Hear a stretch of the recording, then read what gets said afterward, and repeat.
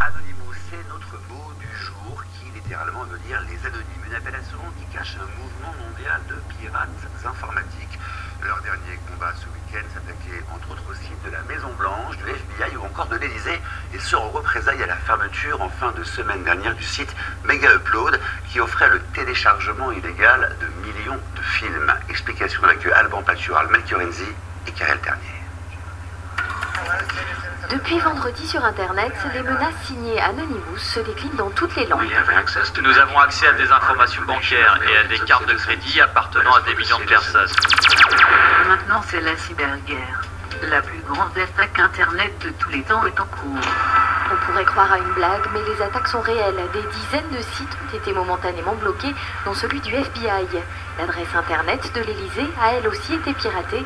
Et hier, Sony constatait impuissant que son immense catalogue musical était disponible gratuitement sur le web.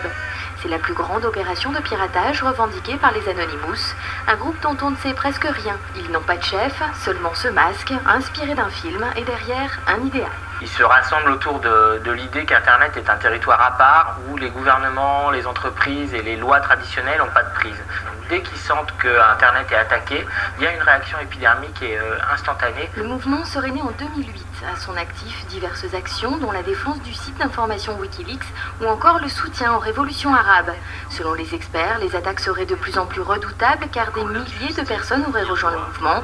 Aujourd'hui, devenir Anonymous serait en fait un jeu d'enfant. Les Anonymous ont mis à disposition un kit.